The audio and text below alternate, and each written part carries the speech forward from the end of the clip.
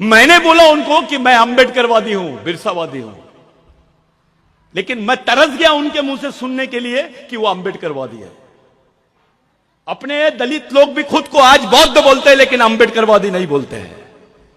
अबे बाबा साहब नहीं होता तो बुद्ध के दर्शन होते क्या? कौन सा समाज है तुम्हारा? कौन है तुम्हारे समाज का चालक पालक और मालक? किसके इशारे पे चलते हैं आप?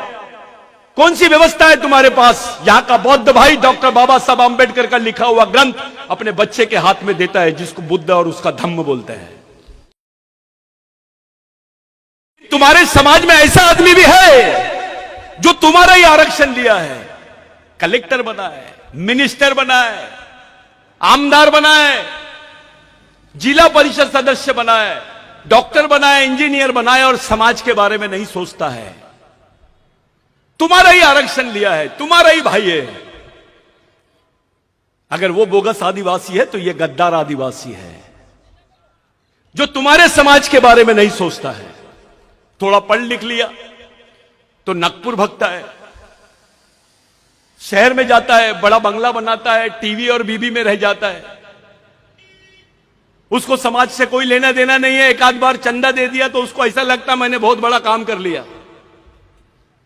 अबे तेरा बच्चा आदिवासी नहीं रहेगा। अपनी औकात थी क्या यहां बात करने की? जब तुम आदिवासी ही नहीं रहोगे तो तुम्हारा क्या होने वाला है, थोड़ा सोचना शुरू कर दो। तुम्हारी पहचान खत्म, तुम्हारा अस्तित्व खत्म। जैसे अंडमान निकोबार में आदिवासियों को देखने जाते ताई और ऐसे ब्रेड के टुकड़े फेंकते हैं। वो बच्चे बिगर कपड़े पहने नंगे हमारे आदिवासी लोग आते हैं सामने, जैसे जानवर को रोटी देते हैं। उसको म्यूजियम बोलते हैं, आजाब घर बोलते हैं, कि बताते देखो ये ऐसे आदिवासी है। ये गढ़चिरौली में भी चल रहा है। गढ़चिरौली में आदिवासियों के नाम पर इंटरनेशनल फंड आता है। आदिवासी को मालूम ही नहीं कि उसके नाम पे कौन फायदा उठा रहा है। जितने आदिवासियों के संगठन गढ़चिरौली में नहीं है, उतने यहां पर एनजीओ है गैर आदिवासियों के। वो कमा रहे आदिवासी को दिखा दिखा के। मैं मुद्दे से हटके बात कर रहा हूं। 13 साल की आदिवासी लड़की अपने हाथ में बंदूक पकड़ती है, टीवी पे दिखाता है कि यह नक्सली थी, ये लड़की को मारा गया है, ये इसकी उम्र 13 साल है। समाज का कोई आदमी उसके बारे में बात नहीं करता कि आखिर क्या बात है, ये 13 साल की लड़की ने अपने हाथ में बंदूक क्यों पकड़ी? कौन सा समाज है तुम्हारा? कौन है तुम्हारे समाज का चालक पालक और मालक? किसके इशारे पे चलते हैं आप? कौन सी व्यवस्था है तुम्हारे पास? यहां का बौद्ध भाई डॉक्टर बाबा साहब अंबेडकर का लिखा हुआ ग्रंथ अपने बच्चे के हाथ में देता है, जिसको बुद्ध और उसका धम्म बोलते हैं। उनका बुद्ध विहार चलता है, उनके स्कूल चलते हैं, भिक्खु काम करते हैं, समता सैनिक दल का काम चलता है, तब जाके समाज का अस्तित्व है।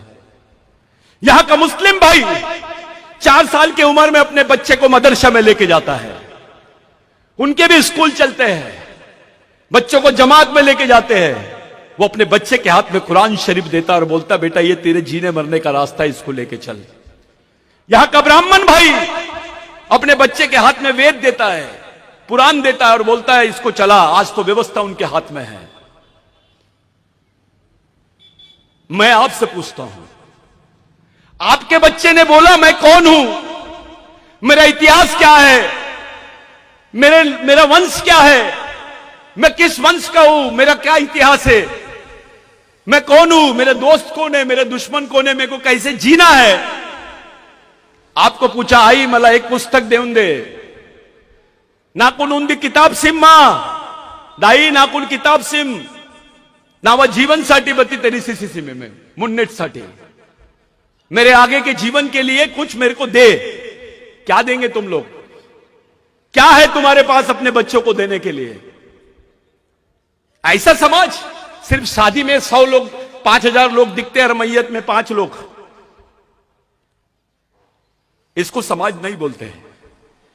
एक तरफ गोंड भाग रहा है, एक तरफ प्रधान भाग रहा है, एक तरफ माड़िया भाग रहा है। बे तेरा खून एक है, तेरा डीएनए एक है, तेरी संस्कृति एक है, तो समाज भी एक होना चाहिए।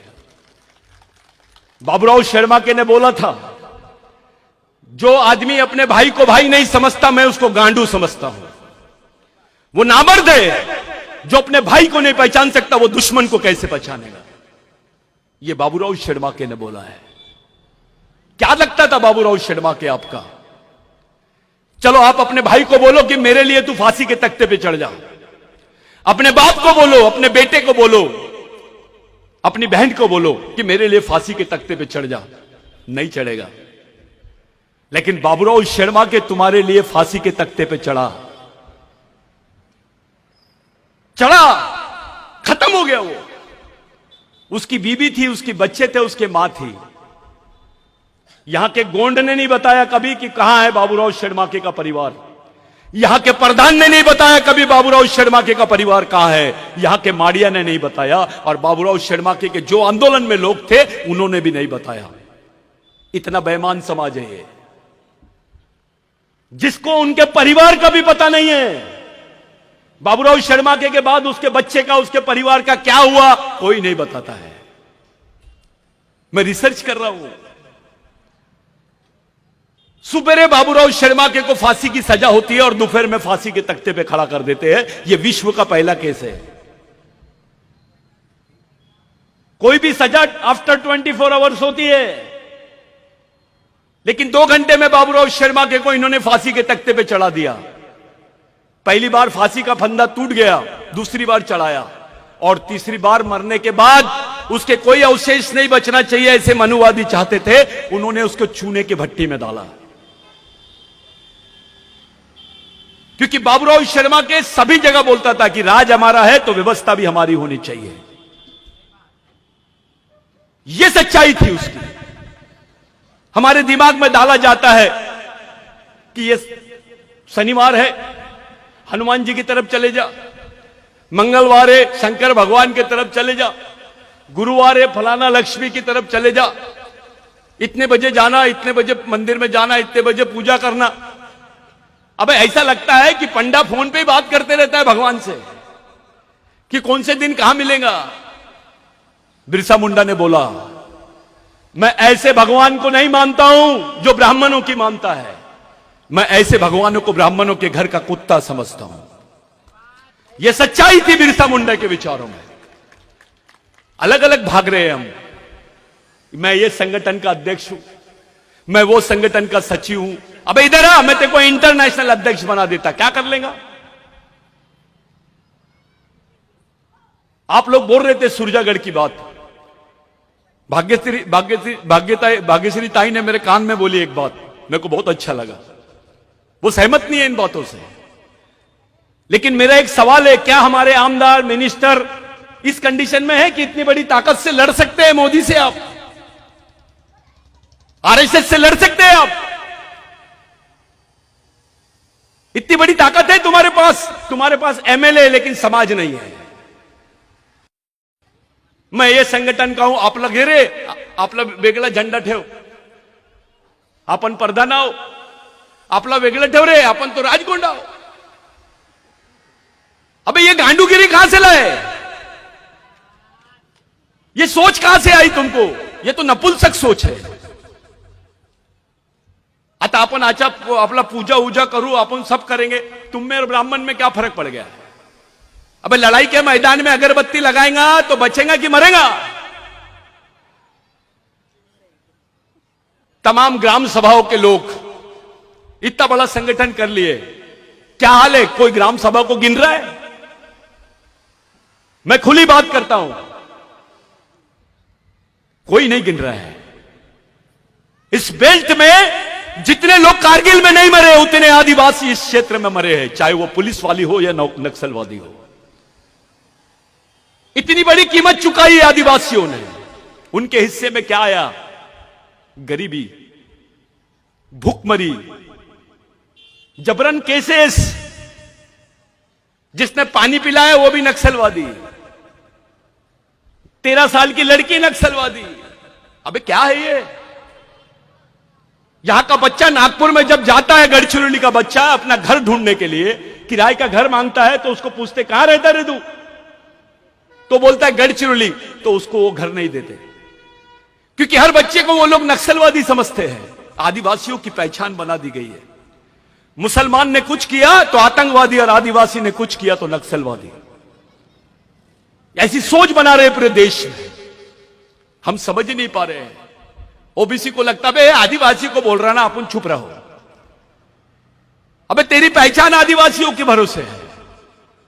आदिवासी बंदूक की गोली से मारता है। मैं ऐसे क्षेत्र में गया था कल, गट्टा, उसके पहले मैं बस्तर में गया था, उसके पहले गढ़चिरौली के बहुत सारे क्षेत्र में गया था। यहां पर बुखार की गोली नहीं मिलती है, पैरासीटामोल गोली नहीं मिलती है, लेकिन बंदूक की गोली मिलती है। एक झोपड़े वाला आदिवासी जिसका झोपड़ा तन्नस के घास का है, जिसके बदन पे आधे कपड़े हैं, उसके घर के बाजू में AK-47 लेकर पुलिस खड़ी है। मामला क्या है? अबे बंदूक बेच के वो आदिवासी को दे दे, कम से कम 2 वक्त की रोटी मिल जाएंगी, 2 कपड़े मिल जाएंगे, उसका बच्चा पढ़ लेगा। ऐसे क्षेत्र बनाया गया आदिवासी क्षेत्र में, पूरी पैरामिलिट्री फोर्स लगा दी गई है, अर्धसैनिक बल लगा दिया गया। ऐसा लगता है कि लड़ाई आदिवासी क्षेत्र में चल रही है। मेरे को समझ में नहीं आता नक्सलवादी भी कौन सी लड़ाई लड़ रहे हैं। यह हालत आदिवासियों की क्यों हो रही है? हमारा जो पब्लिक रिप्रेजेंटेटिव है, हमारा जो प्रतिनिधित्व करने वाले लोग हैं, वो चुप क्यों है? मैंने आदिवासी अधिकारी कर्मचारियों को देखा, आरक्षण का मतलब आता तो चंदे देते हैं। अरे कुछ नहीं, आरक्षण होना चाहिए, प्रमोशन मिलना चाहिए, लेकिन आश्रम स्कूल का बच्चा भूख से मरता है, उसके साथ बलात्कार होता है, उसका आंदोलन करते हुए कोई कर्मचारी नहीं दिखता, कोई नहीं दिखता। 20-20 दिन तक के तय आदिवासी बच्चों के साथ बलात्कार हुआ है आश्रम स्कूल में। वो पारदी आदिवासी थे, गोंड को लग रहा था बे पारदी है, बस साले तेरा भाई है ना, तेरे खून का है ना, तू भी नहीं समझेगा। आज आदिवासी भाई किसी को पता चल जाए कि आदिवासी महिला है, गढ़चिरौली भले आदिवासी का होगा, हम यहां के राजा होंगे, लेकिन हमारी महिला जब सड़क से जाती है तो दूसरे लोग हंसते हैं, बे ये आदिवासी है, कुछ भी कर ले। इसके समाज के लोगों को कुछ नहीं समझता, इनमें एकता नहीं है। उसका दूसरा मीनिंग यह होता है कि दूसरे लोग आदिवासियों को गांडू समझते हैं। क्या सम्मान है हमारा? क्या सम्मान है? कुछ नहीं है। और यह तो बहुत बड़ी कल्पना है, वो तो बाबा साहब की सोच का कल्पना है कि भाई आदिवासी, ST, SC, माइनॉरिटी के लोग मिलकर लड़ना चाहिए। यह तो बहुत अच्छी बात है। ऐसा होता है क्या? सोच ऐसी बन गई है कि दलितों का प्रश्न है ना तो वो देखते बैठेगा, आदिवासी का प्रश्न है ना वो देखते बैठेगा। अरे बाबा साहब को तो हमने भंडारा से इलेक्शन हरा दिए थे, यहीं के दलित थे, यहीं के आदिवासी थे, यहीं के ओबीसी थे, जो उसका दिया हुआ आरक्षण का उपभोग कर रहे हैं आज। जब जीते जी बाबा साहब को इलेक्शन हरवा दिए भंडारा से, वही डॉक्टर बाबा साहब आंबेडकर पहली बार पश्चिम बंगाल से लड़े। एक तरफ सुभाष चंद्र बोस का छोटा भाई लड़ रहा था इलेक्शन कांग्रेस से, और दूसरी तरफ शेड्यूल कास्ट फेडरेशन से डॉक्टर बाबा साहब आंबेडकर लड़ रहे थे।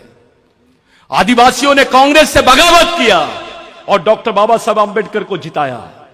जिस आदमी ने बाबा साहब को आखिरी वोट दिया उसका भी नाम बिरसा था। वो बिरसा मुंडा के विचारों के लोग थे जिन्होंने बाबा साहब को पहली बार जिताया। डॉक्टर बाबा साहब आंबेडकर संविधान सभा के अध्यक्ष बने और उनके हाथ में संविधान बनाने का मौका मिला। बिरसा मुंडा का आंदोलन नहीं होता तो यह मौका भी अपने को नहीं मिलता।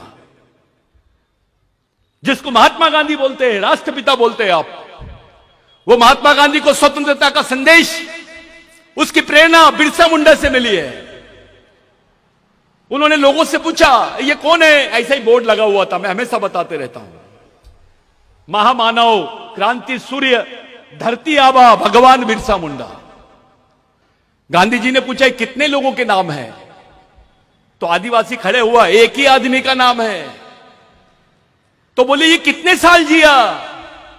सिर्फ 24 साल जिया। ये क्या चाहता था?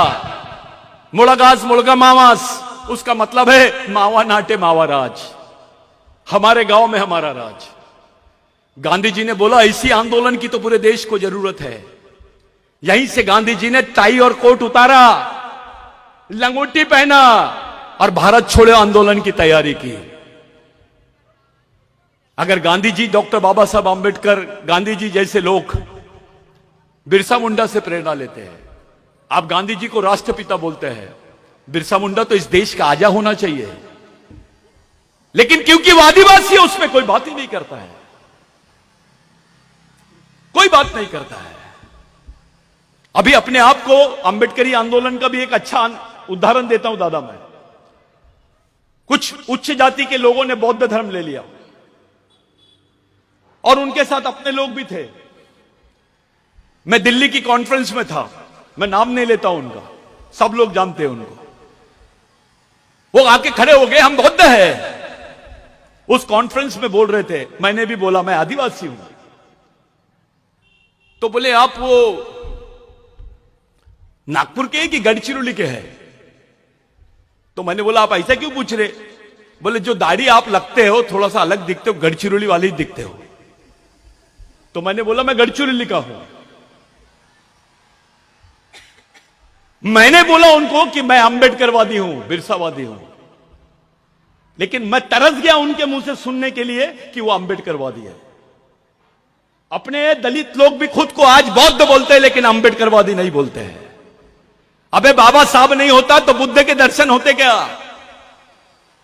एक रिक्शे वाले को पूछा था मैंने नागपुर में, आदिवासी रिक्शे वाले को, हंसते हंसते, उसके साथ दलित रिक्शे वाला भी चल रहा था। दोनों जन दारू वारू पिए और मैं उनको देख ही रहा हूं। एक जन ने ऐसी चलते पूछा, बे बुद्ध के बाप का नाम क्या है? तो वो दोनों जन बोले, बे रुक, छोटे से प्रश्न का जवाब नहीं दे रहा। बोले, मैंने बोला क्या बात है? हम दे रहे बोले उत्तर, बुद्ध के बाप का नाम अंबेडकर है। बोले, मैं थोड़ी देर के लिए चुपचाप हो गया, लेकिन बाद में जब सोचा कि हमारे तक बुद्ध कब आया? जब बाबा साहब ने लाया। बुद्ध के गुरु का नाम अलार कलाम, आदिवासी था वो। अलार कलाम बुद्ध का गुरु था, जिसने सांख्यिकी दर्शन का उसको पाठ पढ़ाया था।